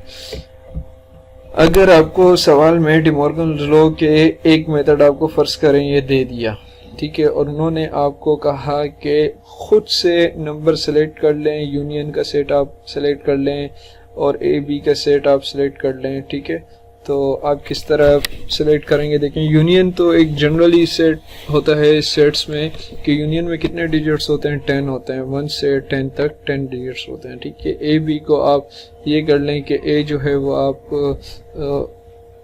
ए जो है सेट्स आप जो है ऑड नंबर ले लें या प्राइम नंबर ले लें, और बी का सेट जो है वो आप इवन नंबर्स ले लें। ए बी शायद वो दे दें आपको और यूनिवर्सल सेट ना भी दें तो यूनिवर्सल सेट आप लेट कर लीजिएगा कि 1 से लेकर 10 तक नंबर्स हैं। ठीक है, बस यूनियन जनरली नंबर्स होते हैं, कभी कभार पेपर में नहीं दिए जाते हैं, इसलिए मैं इसके बारे में कह रहा हूँ बार बार कि यूनियंस अगर ना दिए गए हों तो 1 से 10 तक आप लेट कर लें कि आपके पास 10 डिजिट्स का एक सेट होगा। अब इसमें होता क्या है, let U be a universal set and A be any subset of union। देखें 1 से लेकर 10 तक अगर आपके पास नंबर होंगे तो आपके पास जो A B जो होगा वो सबसेट होगा यूनियन का। वही बात कर दी इन्होंने कि 1 2 3। अब देखें A का सेट है 1 2 3, ये रहा 1 2 3, 2 4 6, 2 4 और 6। ठीक है, मैंने लेट किए थे, लेकिन उन्होंने जब कह दिया कि A B जो है वो सबसेट है यूनियन के, तो हम ये कह सकते हैं कि अगला जो सेट होगा 1 2 3 4 5 6 7 8 9 10 का हो सकता है। अब कभी कभार बच्चे गलती ये भी कर देते हैं बहुत स्मार्टनेस दिखाने के चक्कर में कि एक होता है ए बी का सेट 1 2 3 यानी कि नंबर्स का सेट होता है, और वो यूनियन का जो सेट्स बना रहे होते हैं वो बड़े ज़हीन लड़के होते हैं। वो क्या कर देते हैं कि A B C D F यानी कि 3 एलिमेंट्स लिख लिए, उसका एक सेट बना लिया और अपना प्रूफ दे दिया कि ये प्रूफ आया। प्रूफ तो हो जाता है, लेकिन कहने का मकसद ये है जब वो कहता है कि ए बी जो है वो एनी सबसेट हैं यूनियन के, तो फिर ये सेट लिखने की कोई ज़रूरत नहीं है। ठीक है, यहाँ कंडीशन रॉन्ग हो जाती है, तो ये चीज़ कभी नहीं करिएगा। 1 2 3 4 5 6 7 8 अगर ये नंबर्स में है तो ये नंबर्स, अगर ये अल्फ़ाबेट्स में है तो ये अल्फ़ाबेट्स में। ठीक है, तो सॉल्व करते हैं। पहला पार्ट में सॉल्व कर देता हूँ, सेकंड पार्ट्स आप लोग खुद सॉल्व करिएगा। तो पहले पार्ट्स में क्या है, ए यूनियन बी करेंगे हम। पहले देखें कॉम्प्लीमेंट्स के बारे में थोड़ा सा डिटेल से बता देता हूँ। ये जो कॉम्प्लीमेंट्स होते हैं, कॉम्प्लीमेंट्स का मतलब ये होता है कि अगर कॉम्प्लीमेंट्स लिखा हो कहीं पे तो कॉम्प्लीमेंट्स को हम क्या करते हैं, यू से उस कॉम्प्लीमेंट को माइनस करवा देते हैं। ठीक है, जो भी हो, अब ये ए के ऊपर कॉम्प्लीमेंट है तो u को a कॉम्प्लीमेंट, सॉरी बात गलत हो गई, u को माइनस करवा दो उस सेट से जिस सेट पे कॉम्प्लीमेंट होगा। ठीक है, अब a यूनियन b पे को कॉम्प्लीमेंट है ना, तो जब a यूनियन b हम निकालेंगे तो उसको हम u के नंबर में से माइनस करवा देंगे। जब u के नंबर से माइनस करवाएंगे तो हमारे पास क्या आ जाएगा, हमारे पास क्या आएगा, a यूनियन बी का कॉम्प्लीमेंट। ठीक है, जब हम u minus A union B करेंगे तो हमारे पास क्या आ जाएगा, ए यूनियन बी का कॉम्प्लीमेंट। इसी तरह अगर ए कॉम्प्लीमेंट दिया हो तब क्या करेंगे, ए कॉम्प्लीमेंट जब हमें उन्होंने दिया होगा ए कॉम्प्लीमेंट, तो हम क्या करेंगे कि u के सेट में से हम माइनस करवा देंगे ए के सेट को। बाकी तो माइनस करना तो आपको मैंने सिखा दिया है, तो ये चीज़ है, u माइनस है। अगर b कॉम्प्लीमेंट है तो b कॉम्प्लीमेंट के लिए हम क्या करेंगे कि u माइनस b कर देंगे, यानी कि b के सेट को हम माइनस करवा देंगे u से। ठीक है, जो u के बाकी जो रिमाइंडर टर्म होगी वो u की लिखी जाएगी। ठीक है, ये ऐसा ना हो कि ए बी की आप रिमाइंडर टर्म लिख दो तो प्रूव आपका नहीं हो रहा होगा, आप बोलोगे कि गलत समझा है। तो ए यूनियन बी हम कर लेते हैं। 1 2 3 4 6 आया मेरे पास, जब ए बी का मैं यूनियन करूँगा 1 2 3 4 6 2 अब मैच कर गया तो हम 2a की बार लिखेंगे, तो 1 2 3 4 6। उसके बाद जब हम इसको u से माइनस करवाएंगे तो u से जब इसको माइनस करवाएंगे, देखें u के नंबर में यहाँ लिख देता हूँ, वहाँ क्रॉस हुए हुए u के नंबर में लिख देता हूँ 1 2 3 4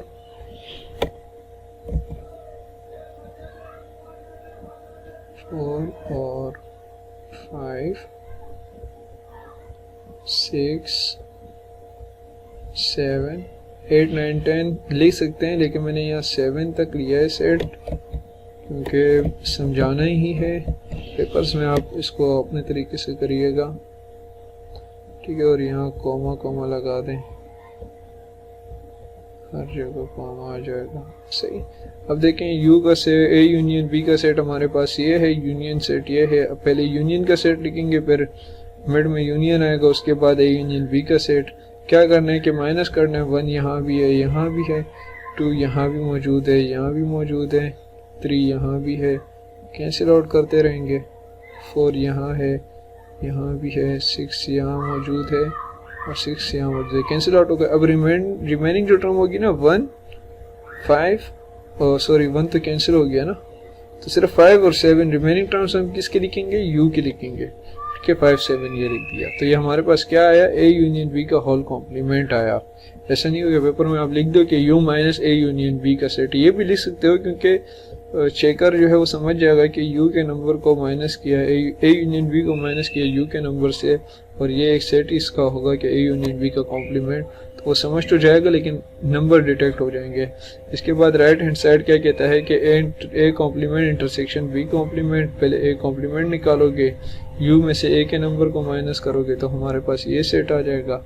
बी कॉम्प्लीमेंट जब निकालोगे यू माइनस बी, तो ये सेट आ जाएगा 1 3 5 7। A complement intersection B complement करोगे तो देखें ए कॉम्प्लीमेंट तो ये आ गया, बी कॉम्प्लीमेंट ये, और इंटरसेक्शन जब इसका करेंगे तो हमारे पास देखें इन दोनों सेट्स में जो नंबर सेम होंगे वही लिखेंगे। 5 5 सेम है लिख दिया, 7 7 सेम है लिख दिया।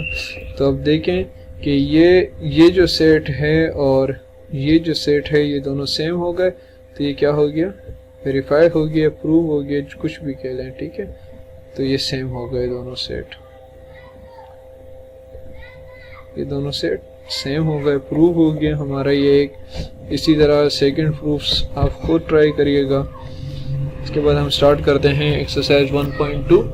1.2 जो है वो इसी के बारे में है, सेट से हैं हमारे पास ए कॉम्प्लीमेंट के, A complement intersection B complement के बारे में। तो बिल्कुल ऊपर जिस तरह हम करते हुए आ रहे हैं उसी तरह ये, ठीक है। अब नेक्स्ट जो है इसका क्वेश्चन आया है हमारे पास, गिवन द सेट ए का सेट हमें दिया हुआ है उन्होंने। अब उन्होंने वर्डिंग लिख दी, वर्डिंग में ऊपर पढ़ा चुका हूँ कि x such that of all of x is positive even integer less than 10। अब इवन इंटीजर्स का आप लोगों को पता होना चाहिए, सेट्स हम ऊपर पढ़ते हुए आ रहे हैं, इवन है और पॉजिटिव है, यानी कि 2 4 6 8 का एक सेट होगा, ठीक है। 2 4 6 8 का एक सेट है, ठीक है ना। ये हमारे पास ए का सेट कहलाएगा। और बी का क्या कहा है उन्होंने, x such that of all of x is positive odd integer less than 10। अब odd जो है वो क्या है, 1 3 5 7 9, ये हमारे पास odd है, 1 3 5 7 9। लेकिन 10 से छोटे नंबर, तो ये हमारे पास छोटे नंबर आ गए 10 से। odd लिखा है odd, उसके बाद उन्होंने कहा x of x is a positive integer less than 10। अब पॉजिटिव इंटीजर लिखा है, सही है। अब उन्होंने ये नहीं कहा कि इवन लिखो या odd लिखो, उन्होंने कहा सिर्फ पॉजिटिव इंटीजर। पॉजिटिव इंटीजर क्या होता है, 1 2 3 4 5 6 7 अप टू 9 टर्म्स, 1 से लेकर 9 तक। ये हमारा सेट क्या होगा, यूनियन, ठीक है। अब इसको हम सॉल्व करेंगे। अब जब हम इसको सॉल्व करेंगे, अब देखें ये क्या लिख दिया इन्होंने, A complement delta B complement. अब डेल्टा सॉल्व करना है, डेल्टा में कोई चीज़ वो नहीं है, डेल्टा वही माइनस ही है। और डेल्टा में क्या होता है, दोनों सेट्स में जो रिमाइंडर टर्म्स है वो लिखना है, ठीक है। अब मैं करता हूँ कि ए कॉम्प्लीमेंट लिख देता हूँ, यू माइनस ए। जब यू के नंबर से माइनस करवाऊँगा ए को, मेरे पास क्या बचेगा, यू जो माइनस होगा ए से, यू को जब मैंने माइनस किया तो 2 4 6, यहाँ कहीं 8 होगा, ठीक है। वो 8 भी कैंसिल कर दो, ये 2 4 6 और 8 6 कैंसिल होगा। तो मेरे पास रिमेनिंग टर्म क्या आई, 1 3 5 7 और 9, ठीक है, वो मैंने यहाँ लिख दिया था। इसके बाद ए कॉम्प्लीमेंट जो है वो किस तरह, A complement delta B complement निकालेंगे। अब ए से डेल्टा कर देंगे, बी को ए जो है माइनस करवा देंगे, बी डेल्टा बोलें या माइनस बोलें, बात एक ही है। साइन जो बीच में सिंबल आता है इन दोनों के, अगर आप प्रॉपर लिखना चाह रहे हो ए कॉम्प्लीमेंट, जब आप करना चाह रहे हो u माइनस ए से, तो आप क्या लिखेंगे, पहले आप एक लिखेंगे सेट u का, ठीक है, ये u का सेट आ गया आपके पास। अब क्या करना है, हमने माइनस करवाना है, तो माइनस का साइन आ जाए। जब माइनस कर रहे हो तो सिंपली तुम्हें पता है कि मिड में कौन सा सिंबल आएगा, अब यहाँ पे ए का सेट आ जाएगा, ठीक है। अब जब इन दोनों को माइनस करोगे तुम, तो उसके बाद आपके पास एक सेट आएगा जो आएगा क्या, ए कॉम्प्लीमेंट, ठीक है, ए कॉम्प्लीमेंट आ जाएगा। तो फिर दूसरी कंडीशन क्या है, A complement delta B complement. अब A complement delta B complement से, अब ए जो सेट है वो क्या आया था हमारे पास, 1 3 5 7 9 1 3 5 7 और 9, ठीक है, ये हमारे पास आ गया सेट। और अब देखो डेल्टा जो है वो इसी तरह ही लिखना डेल्टा, ठीक है। और इसके बाद जो है बी का सेट क्या है हमारे पास, 1, वो भी यही है इत्तेफाक से, बी का जो सेट है वो भी यही है, 1 3 5 7 और 9।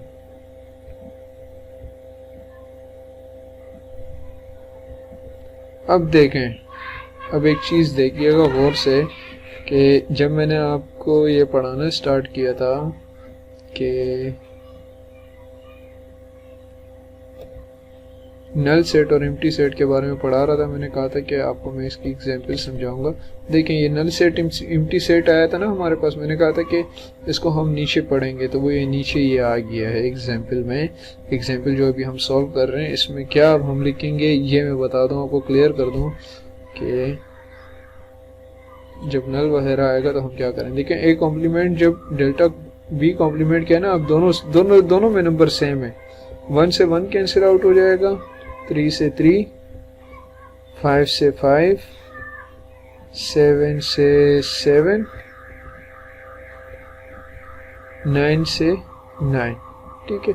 तो हमारे पास अब क्या है, एम्प्टी सेट ये भी लिख सकते हैं। देखें अगर एम्प्टी सेट लिख रहे हैं ना तो नल नहीं लिखिएगा, अगर नल सेट लिख रहे हैं तो एम्प्टी सेट नहीं लिखिएगा। अगर मैं ये लिख रहा हूँ नल सेट लिख रहा हूँ तो मैं एम्प्टी सेट नहीं लिखूंगा, अगर एम्प्टी सेट लिख रहा हूँ तो मैं नल नहीं लिखूंगा, ठीक है। अब यहाँ पे एक ही कंडीशन लिखनी है आपने, या तो एम्प्टी या फिर नल, ठीक। तो ये चीज़ जो है ये गौर से याद रखिएगा, पेपर्स में कभी गलती ना करिएगा कि नल और एम्प्टी दोनों साथ लिख दें और वो नंबर डिटेक्ट कर लें, उनको मौका नहीं दीजिएगा, ठीक है। अब डेल्टा तो मैं कह रहा हूँ आपसे, लेकिन डेल्टा आप लोगों को पता होगा कि चेंज, डिफरेंस, दूसरी बात मैं कह रहा हूँ डिफरेंस, डेल्टा क्या होता है, चेंज होता है। मैं कहता हूँ कि डेल्टा टी, ठीक है, डेल्टा टी जब टेम्परेचर फिजिक्स में हम कर रहे होते हैं ना कि टेम्परेचर का हम साथ हम लिखते हैं डेल्टा टी, तो डेल्टा टी क्या होता है, T2 माइनस T1 होता है, सही है। यही चीज़ करते हैं ना हम फिजिक्स में, T2 माइनस T1। तो सेट्स में भी ये डेल्टा जो है ये एज इट इज बिल्कुल यही काम करता है, बस ये T2 की जगह वो आ जाता है जो ए कॉम्प्लीमेंट है, और T1 की जगह वो आएगा जो बी है, बी का सेट है, ठीक है। देखें बात वही सेम होती जा रही है मेरी कि कहीं ना कहीं मैथमेटिक्स किसी न किसी सब्जेक्ट से रिलेट होता जाता है, तो हमें ये चीज़ें याद रखनी चाहिए, हमें भूलना नहीं चाहिए, क्योंकि हमें आगे बहुत हेल्पफुल होती है। अब आते हैं हम कार्टेशियन प्रोडक्ट पे। कार्टेशियन प्रोडक्ट ऐसा प्रोडक्ट है कि इसमें ऑर्डर पेयर बनते हैं, यानी कि जब भी दो सेट को हम मल्टीप्लाई करवाएंगे तो वो ए का सेट से बिलोंग करेगा, बी के सेट से बिलोंग करेगा। जैसे मैं यहाँ पे लिखता हूँ Cartesian product of two set A and B denoted by A cross B से डिनोट होता है, और उसे डिफाइन किस तरह करते हैं कि ए कोमा बी जो है ये दो सेट्स हैं, मतलब कि ऑर्डर पेयर आया हुआ है। यानी कि मैं कहता हूँ कि ए के सेट्स में ये एलिमेंट है 1 2 3 और दूसरे सेट्स में ए बी लिखा है, ठीक है। जब मैं 1 को ए से मल्टीप्लाई करवाता हूँ तो मैं कहता हूँ कि 1 जो है किससे बिलोंग कर रहा है, ए से, यानी कि 1 ए के सेट का एलिमेंट है, और ए जो है वो किसके सेट का एलिमेंट है, बी के सेट का। तो ऐसी कंडीशन को मैं क्या कहता हूँ, कार्टेशियन प्रोडक्ट, ठीक है। ऐसी कंडीशन को 1 कोमा ए को मैं क्या कहता हूँ, कार्टेशियन प्रोडक्ट हुआ था इनका। और अगर मैं 1 कोमा ए को मैं चेक करूँ कि किसके सेट के एलिमेंट्स हैं तो मुझे आसानी से पता चल जाएगा कि 1 जो है वो ए के सेट्स का है और ए जो है वो बी के सेट्स का है। देख लें आप यहाँ पे 1 जो था वो किसके सेट का था, ए के सेट्स का है एलिमेंट, और ए जो है वो बी के सेट का एलिमेंट है, ठीक है। तो यहाँ पे यही बात लिखी हुई है, ज़रूरी है कि ये ए क्रॉस बी, यानी कि ए जो है वो किसके सेट में बिलोंग करेगा, ए के सेट में, बी जो है बी के सेट में बिलोंग करेगा, ठीक है। ये कार्टेशियन प्रोडक्ट है। इसकी कुछ ये आइडेंटिटीज़ हैं, आइडेंटिटीज़ से ही मैं इनको याद रखता हूँ। वो कहता भी हूँ कि आइडेंटिटीज़ ही समझो, MCQs वगैरह में पूछ ली जाती है कि अगर ए क्रॉस बी होगा, ठीक है, A cross B is empty, then A cross B equals to null set, ठीक है। तो ये MCQs में होता है कि ए क्रॉस बी नहीं, ए और बी, ए क्रॉस नहीं है, ए और बी है, ठीक है। ये और ए और बी, यानी अगर ए और बी के सेट खाली हो तो ए क्रॉस बी क्या आएगा, नल सेट आएगा, ठीक है। तो ये कंडीशन है। इसके बाद ए क्रॉस बी जो है वो not equals to B cross A होता है। अगर ए के सेट में देखें, अब ये नंबर्स है ना ए के सेट्स में, अगर मैं ए क्रॉस बी कर रहा हूँ तो मेरे पास ये सेट आ रहा है, ठीक है, ये सेट आ रहा है। ये जो मैंने नीचे लिखा है 1 कोमा ए, यानी कि 1 इससे ए से मल्टीप्लाई होगा, 1 बी से मल्टीप्लाई होगा, 2 ए से मल्टीप्लाई होगा, 2 बी से मल्टीप्लाई होगा, 3 ए से मल्टीप्लाई होगा, फिर 3 बी से मल्टीप्लाई होगा, ठीक है। तो मेरे पास ये एक सेट आ रहा है। और दूसरा जो है जो सेट आ रहा है बी क्रॉस ए, तो वो किस तरह आ रहा है, बी क्रॉस ए, ज़रा मैं यहाँ लिख देता हूँ, ठीक है, कि बी क्रॉस ए मेरे पास क्या आएगा। फिर आप लोग खुद ही जज कर लीजिएगा कि क्या ये इक्वल हैं।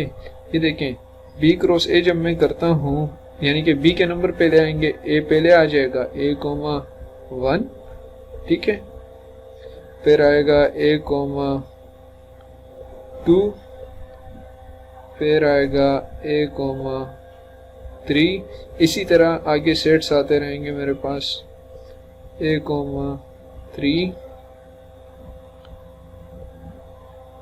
ठीक हो गया। फिर इसके बाद जो आएगा नेक्स्ट सेट आएगा वो आएगा बी कोमा ए, बी कोमा ए लिख दिया मैंने, बी कोमा 1, और बी कोमा 1 का सेट होगा, बी कोमा 2 और बी कोमा 3। अब देखें इन सेट को, जो ऊपर वाला आंसर है और ये आंसर है, क्या ये सेम है? नहीं है सेम, क्योंकि उसमें पहले नंबर्स पहले आ रहे हैं 1 कोमा ए और ए coma 1 is not equal.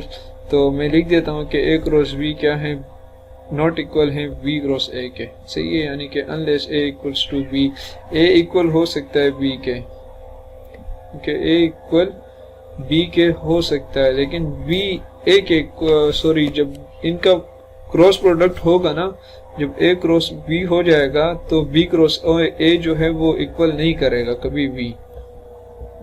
A cross B अगर मैं करूं, देखो ए बी का सेट इक्वल होगा, सही फर्ज कर लो कि ए बी का सेट इक्वल है, तो ए क्रॉस बी उनका मैच नहीं होगा, कहीं ना कहीं वो कंडीशन प्रूव नहीं होगी। आगे जो ये if the number of element is set A and B and M and N respectively, then the number of elements in A B is M N. ये एक छोटा सा प्रूव है, ये हम बाद में देख लेंगे। इसके बाद एक्सरसाइज 1.3 1.3 के कुछ क्वेश्चंस हम देख लेते हैं ताकि आप लोगों को जो ऊपर कार्टेशियन प्रोडक्ट है ये बिल्कुल समझ में आ जाएगी। कार्टेशियन प्रोडक्ट में क्या समझाया था मैंने, तो यहाँ पे देख लेते हैं कि ए का एक सेट है ए बी सी डी और बी का सेट है वाई कॉमा जेड, सी का सेट है ए बी सी। ठीक है, मैं ए क्रॉस बी करता हूँ, ए क्रॉस बी यूनियन सी करता हूँ। सबसे पहले आप लोगों को ब्रैकेट सॉल्व करनी है, तो बी यूनियन सी की जब ब्रैकेट सॉल्व करेंगे तो बी यूनियन सी, बी और सी अल्फ़ाबेटिक हैं, सारे नंबर एलिमेंट्स जो हैं अल्फ़ाबेटिक हैं। तो पहले हम ए बी सी लिखेंगे, उसके बाद वाई जेड लिखेंगे। ठीक है, ये हमारे पास सेम हो जाएंगे। उसके बाद फिर हम क्या करेंगे कि ए क्रॉस कर देंगे बी यूनियन सी से।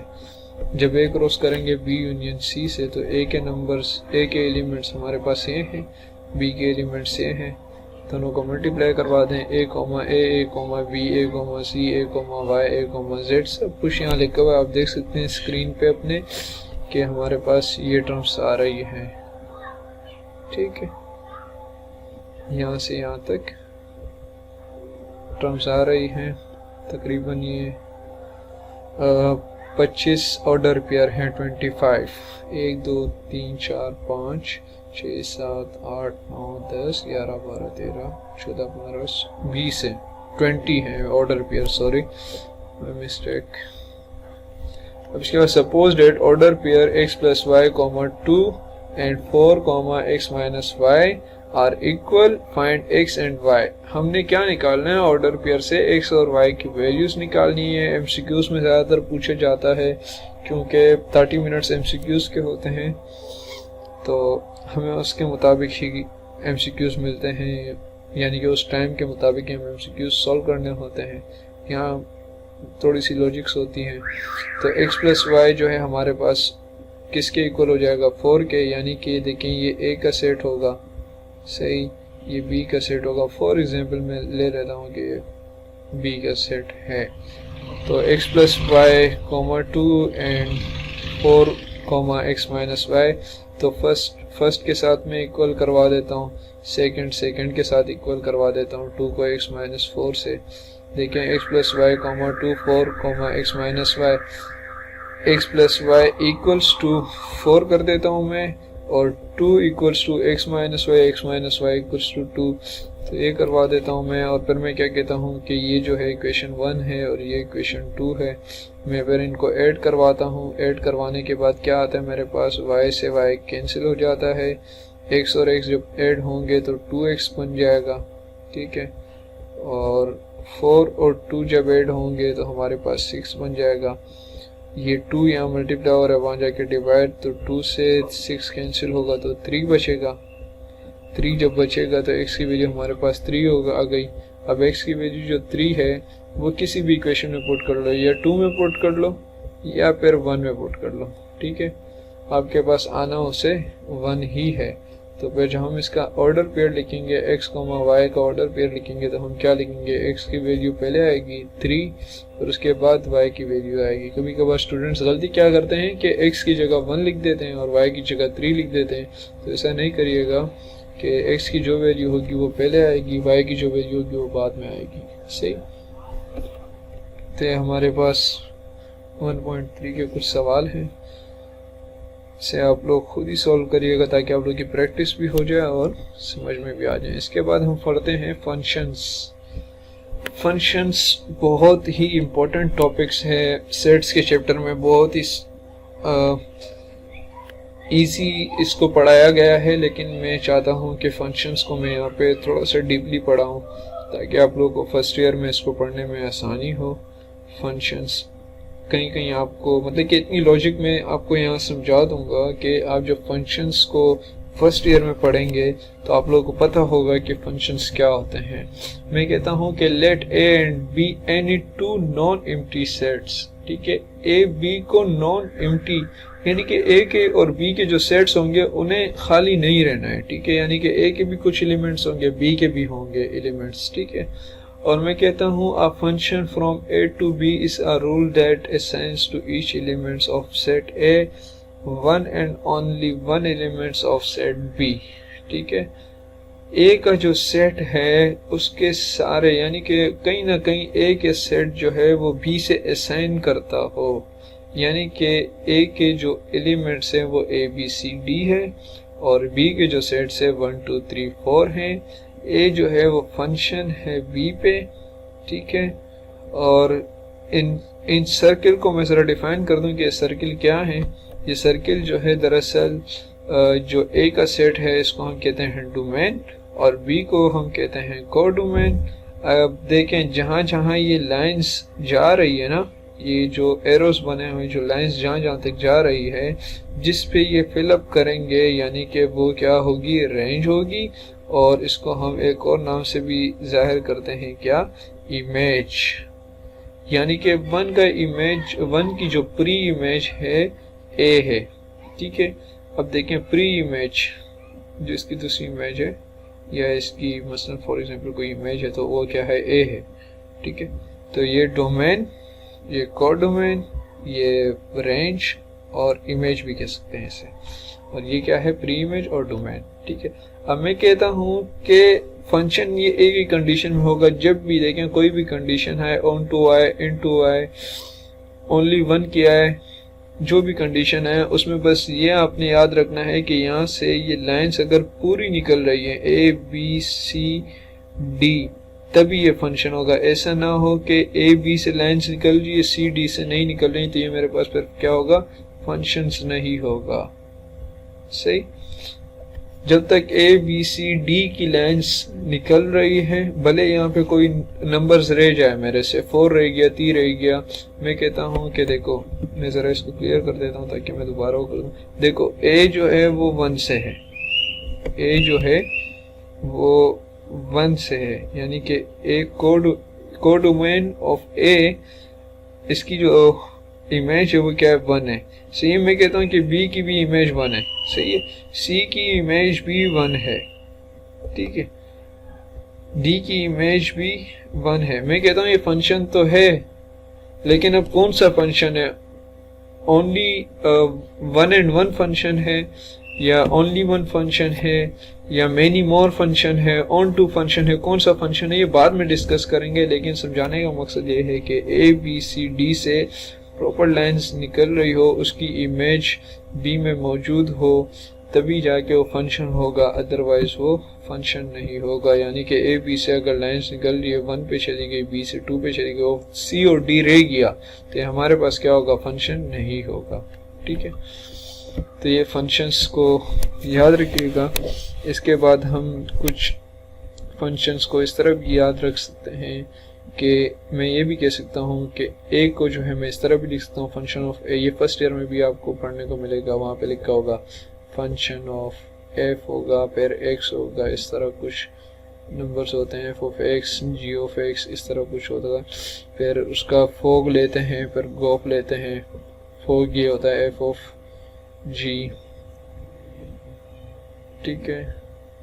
इस तरह हम उसको सॉल्व करते हैं, F of G, G of F से, यानी कि फंक्शन को पहले जी के वहाँ पे सेट दिए होते हैं, जिस तरह फंक्शन का सेट आपको दिया हुआ है ना, F of A equals to 1, वहाँ पे फंक्शन दिया होता है कि F equals to 2, F of x दिया होता है, वहाँ पे हमारे पास 2x दिया होगा, 3x दिया होगा, कुछ भी दिया होगा, इस तरह के वहाँ पे फंक्शंस दिए होते हैं। तो फंक्शंस ये होते हैं, ठीक है, इसको फंक्शंस कहते हैं। अगर इसको ग्राफिकल देखें तो हम इस तरह इसको पढ़ते हैं। तो ये आगे उसकी है। तो अभी हम यहाँ मैथ का कोर्स देख रहे हैं तो हम मैथ्स की तो देखते हैं, लेकिन ये बहुत ज़रूरी टॉपिक है जो आप आगे पढ़ोगे। तो फंक्शन जो है ए बी, इसको आप देख लें कि यहाँ से लाइन्स जा रही हैं तो ये भी एक फंक्शन है, ये रेंज है 1 2 इसकी, और ए बी जो है वो प्री इमेज है, डोमेन, कोडोमेन, बस आपने ये याद रखना है। मैं कुछ बातें यहाँ बता दूँ कि आप देखें 4 मैंने आपके सामने सेट फंक्शंस रखे हैं, ये ए है और ये बी है, ठीक है, सब में इसी तरह ए बी होगा। तो ये ए का सेट है, ये बी का सेट है, ये ए है, ये बी है, ये ए, ये बी, ये ए, ये बी, ठीक है। तो ए बी सी 1 2 3 देखें, ये प्रॉपर लाइंस यहाँ से निकल रही है, यानी कि ये फंक्शंस है। यहाँ से भी प्रॉपर लाइंस निकल रही हैं, तो ये भी फंक्शंस है। ठीक है, अब ये देखें, अब ये जो है ये फंक्शन नहीं है। देखिए यहाँ रह गया ना सी, तो ये क्या है, फंक्शन नहीं है। सही, फंक्शन नहीं है। अब ये देखें, ये क्या फंक्शन है, निकल तो सारी ही लाइनें रही हैं, लेकिन क्या ये फंक्शन है, नहीं। क्यों फंक्शन नहीं है? देखिए ये प्री इमेज है, प्री इमेज की कभी दो इमेजेस नहीं हो सकती। जैसे ए से ये फंक्शन निकला हुआ है 1 पे जा रहा है, फिर ये ए से निकल के 2 पे जा रहा है, तो ये प्री इमेज इसकी नहीं हो सकती। सही, अगर ये यूं होता ना तो ये फंक्शन होता। देखें ये ए कर लेते हैं, ये दूसरा कर लेते हैं। ठीक है, यहाँ पे मैं बना लेता हूँ ए बी और सी। ठीक है, और यहाँ पे कर लेते हैं 1 और यहाँ 2, यहाँ 3। देखो इमेज की 3 प्री इमेज हो सकती है, लेकिन एक प्री इमेज की 3 प्री इमेज नहीं हो सकती। देखें ए 1 से है तो बी भी 1 से हो सकता है, सी भी 1 से हो सकता है, ये फंक्शन कहलाएगा। लेकिन ये कंडीशन जो है ये सेटिस्फाई नहीं करेगी कभी भी। तो ये हमारे पास फंक्शन का टॉपिक्स था। इसके बाद हम टाइप्स पढ़ लेते हैं फंक्शंस की। 101 फंक्शंस इंजेक्टिव। तो जितना अभी ऊपर हमने काम किया, जो सिंगल्स लाइन जा रही थी A1 से, B2 से, C3 से, D4 से, जो ऊपर हम करते हुए आ रहे थे वो 101 थे। और देखें यहाँ पे मैंने एक एग्जांपल ये भी लिखी हुई है कि A जब 1 से होगा, B2 से, C भी 2 से, तो ये जो है हमारे पास मैनी वन फंक्शन है। ठीक है, अब इनके नाम याद रखने की ज़रूरत है आप लोगों को कि मैनी वन फंक्शन क्या होते हैं। मैनी वन फंक्शन वो कि जिसकी प्री इमेज क्या होगी, 2 होगी, जैसे A B C और 1 2 और 3। ठीक है, मैं कहता हूँ ये एक सेट है, ये एक सेट हो गया।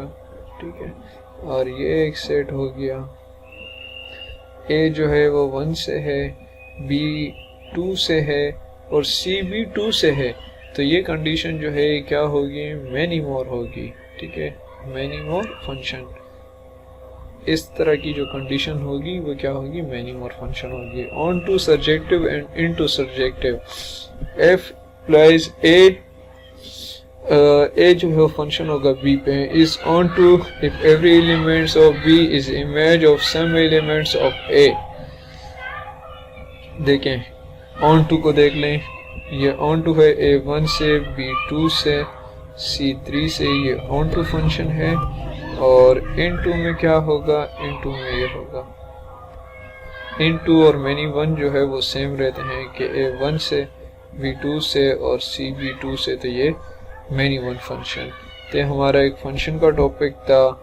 हमने काफ़ी चीज़ें पढ़ ली, इसमें सेट्स पढ़ लिए, हमने इसमें यूनियन इंटरसेक्शन ऑपरेशंस पढ़ लिए कि किस तरह दो सेट्स को कंबाइन किया जाता है। हमने इक्वलेंट सेट्स पढ़ लिए, हमने सेट्स के नंबर्स को, यानी कि जो तमाम सेट्स थे, नेचुरल, इंटीजर्स और rational number, whole number, real number, irrational, rational, इसको हमने कवर कर लिया इस लेक्चर्स में। हमने इसमें जो है कार्टेशियंस प्रोडक्ट पढ़ लिए, डिमॉर्गन लॉ को हमने देख लिया, हमने इसकी प्रॉपर्टीज़ देख ली, हमने फंक्शंस को देख लिया। अब हमारा जो लास्ट टॉपिक है कोऑर्डिनेट्स, ज़रा सा हम इसको टच करते हैं कि कोऑर्डिनेट्स क्या होते हैं हमारे पास। देखें हमारे पास कोऑर्डिनेट्स होते हैं, जैसे मैं ये 2 लाइंस बनाता हूँ, एक वर्टिकल एक हॉरिजॉन्टल लाइंस बनाता हूँ मैं, और मैं कहता हूँ कि ये मेरे पास एक क्वाड्रेंट है।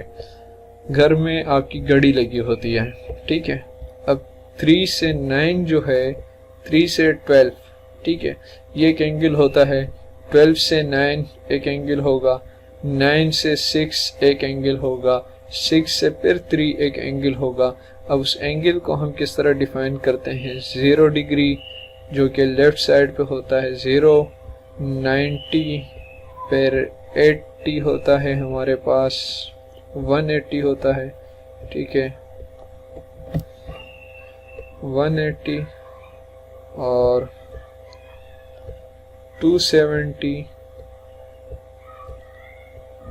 और फिर हमारे पास क्या होगा 360। अब देखें ये तो हो गई एंगल की बात। इस एंगल में थोड़ा सा ट्विस्ट है। अब डिग्री तो आपने देखा होगा, डिग्री जो होता है हमारे पास किस तरह होता है कि डी टाइप का बना होता है, डी की तरह कुछ लुक लाइक इस तरह से होता है डी। सही है, ये रफ है। डिग्री होता है 0 होता है, उसमें 90 होता है, 180 होता है, लेकिन 270 360 नहीं होता। तो सपोज कर लें कि अगर डिग्री को हम उल्टा पकड़ें, रिवर्स में लेकर आएँ तो 180 प्लस 90 तो 270 हो जाएगा, और 270 प्लस 90 तो हमारे पास 360 हो जाएगा। क्योंकि 0 से यहाँ तक का जो एरिया है, सॉरी 0 से यहाँ तक का जो एरिया है हमारे पास ये 90 डिग्री है, और फिर 90 से 180 डिग्री तक का जो एरिया है ये भी 90 डिग्री है। 180 से 270 तक का एरिया जो है वो भी 90 डिग्री है, और 270 से 360 तक का भी एरिया 90 डिग्री है। अगर मैं कहता हूँ कि 0 प्लस 90 और प्लस 90 प्लस 90, ठीक है, और फिर प्लस करवा देता हूँ 90, तो एक ये सर्किल बन जाता है। सही, कितने का 360 डिग्री का।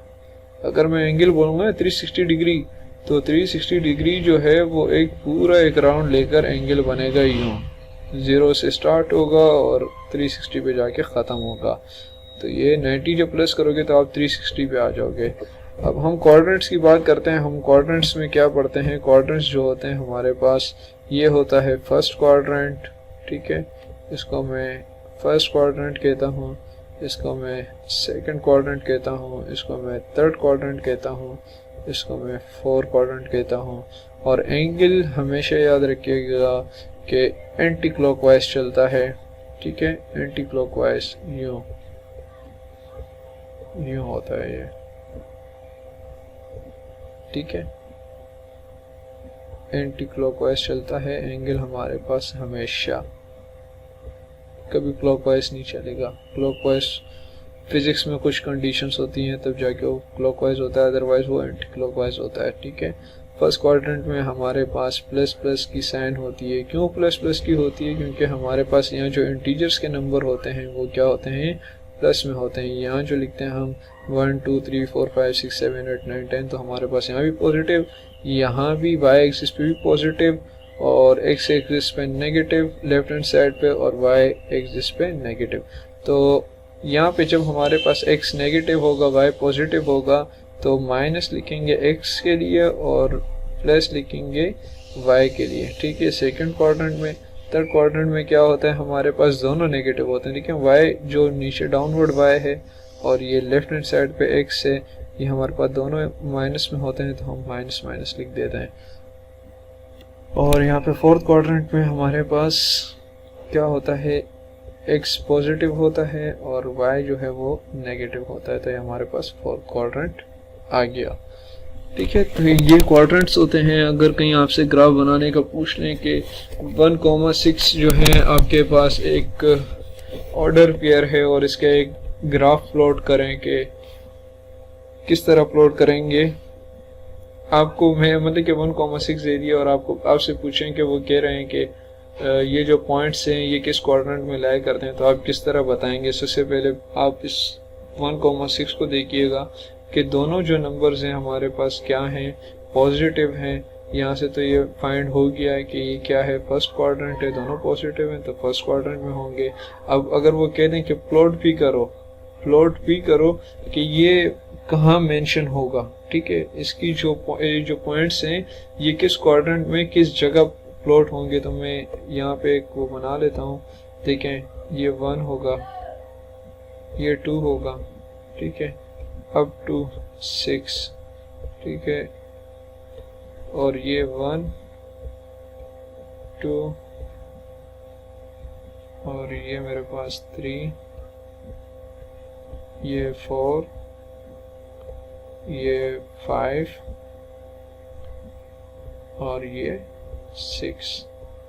समझाने के लिए मैंने इतना बनाया, बुरा ग्राफ बनाया है, लेकिन यह है कि आप लोग अच्छे से बनाइएगा क्योंकि आपने पेपर्स देने हैं, मैं तो दे कर आया हूँ। तो यहाँ कहीं पॉइंट्स बनेगा, देखें ये 1 की लाइन आ जाएगी और ये 6 की लाइन, यहाँ कोई पॉइंट्स बनेगा तो आप एक क्रॉस लाइन यहाँ से यूँ कर लीजिएगा और एक क्रॉस लाइन यहाँ से यूँ नीचे डाउनवर्ड की तरफ आ जाइएगा, 1 पे मेंशन करवा दीजिएगा और यहाँ पे ब्रैकेट में लिख दीजिएगा कि 1,6 पॉइंट जो है वो यहाँ पे है। और आंसर जो आप अपना रिमार्क्स लिखेंगे आप वहाँ लिखेंगे 1,6 जो है these points are plotted in first quadrant, यानी कि दोनों पॉजिटिव हैं तो फर्स्ट क्वाड्रेंट में आएंगे। अगर वीडियो आपको अच्छी लगी तो लाइक कमेंट्स ज़रूर कीजिएगा और चैनल सब्सक्राइब कर दीजिएगा ताकि मेरी आने वाली वीडियोस आपके पास शेयर होती रहें। नेक्स्ट टॉपिक जो होगा हमारा सेकंड चैप्टर होगा जिसमें हम सारी चीज़ें हम पढ़ेंगे और कुछ चीज़ें मेरी इस वीडियो से रिलेटेड भी होगी। तब तक के लिए अल्लाह हाफिज़।